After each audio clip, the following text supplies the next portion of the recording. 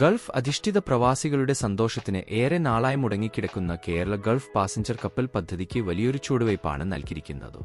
കേരളത്തിലെ വിഴിഞ്ഞം, ബേപ്പൂർ, കൊല്ലം, അഴീക്കൽ തുറമുഖങ്ങൾക്കും ഗൾഫിലെ തുറമുഖങ്ങൾക്കും ഇടയിൽ പാസഞ്ചർ ഷിപ്പ് സർവീസ് നടത്താൻ താൽപ്പര്യമുള്ളവരിൽ നിന്ന് കേരള മാരിടൈം ബോർഡ് അപേക്ഷ ക്ഷണിച്ചു.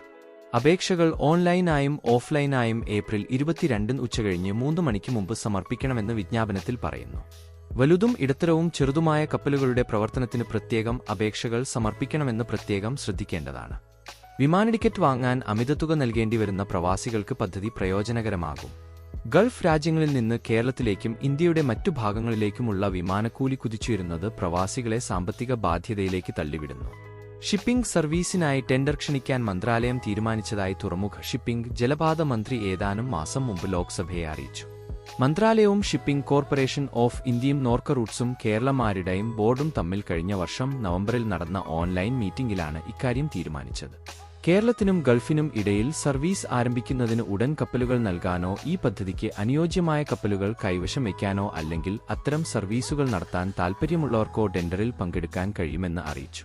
എന്നിരുന്നാലും ഷാർജയിലെ ഇന്ത്യൻ അസോസിയേഷൻ ഏതാനും മാസങ്ങളായി ഈ പദ്ധതിക്കായി പ്രവർത്തിച്ചുവരികയായിരുന്നു. കേന്ദ്രമന്ത്രി ലോക്സഭയിൽ പ്രസ്താവന നടത്തിയതോടെ പദ്ധതിക്ക് പുതിയ വഴിത്തിരിവുണ്ടായി. കപ്പൽ സർവീസ് നടത്തുന്നതിന് കേരള മാരിടൈം ബോർഡ് അപേക്ഷ ക്ഷണിച്ചു.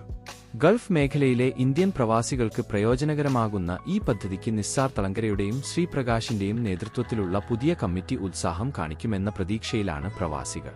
മാസങ്ങൾക്ക് മുമ്പ് ഇന്ത്യൻ അസോസിയേഷൻ ഷാർജ പങ്കുവച്ച അപ്ഡേറ്റ് അമിതത്തുക മുടക്കി വിമാന ടിക്കറ്റ് വാങ്ങാൻ ബുദ്ധിമുട്ടുന്ന മലയാളികളെ സന്തോഷിപ്പിച്ചിരുന്നു. അതേസമയം കപ്പൽ സർവീസിലെ ടിക്കറ്റിന് ഒരാൾക്ക് ഏകദേശം 1000 രൂപ വില വരും. യാത്രക്കാർക്ക് 200 കിലോഗ്രാം ലഗേജ് കൊണ്ടുപോകാൻ അനുവദിക്കും. കൂടാതെ യാത്രയിൽ യാത്രക്കാർക്ക് ധാരാളം വിനോദ പരിപാടികൾ ആസ്വദിക്കാനാകും. ഇത് ഏകദേശം 3 ദിവസം നീണ്ടുനിൽക്കുമെന്ന് പ്രതീക്ഷിക്കുന്നു. ഒരു മാസത്തിൽ 2 ട്രിപ്പുകൾക്ക് അനുമതി നൽകുന്നതിനു മുമ്പ് പരീക്ഷണാടിസ്ഥാനത്തിൽ ഒരു സർവീസ് നടത്തുമെന്ന് പറഞ്ഞിരുന്നു. അതിനിടെ കേരളത്തിലെ ബേപ്പൂർ, കൊച്ചി തുറമുഖങ്ങൾക്കും മിന അൽ റഷീദ് തുറമുഖത്തിനും ഇടയിൽ പാസഞ്ചർ ക്രൂയിസ് കപ്പലുകൾ പ്രവർത്തിപ്പിക്കുന്നതിന്റെ വ്യാപ്തി സംബന്ധിച്ച് പഠനം നടത്തണമെന്ന് മലബാർ വികസന കൗൺസിൽ പ്രസിഡന്റ് സി ചാക്കുണ്ണി മന്ത്രി വി മുരളീധരൻ മുഖേന കേരള മുഖ്യമന്ത്രി പിണറായി വിജയനോടും കേന്ദ്ര സർക്കാരിനോടും ആവശ്യപ്പെട്ടിരുന്നു. എല്ലാ ആധുനിക സൗകര്യങ്ങളോടും കൂടിയ കപ്പലുകളാണ് സർവീസ് നടത്താൻ ഉപയോഗിക്കുക.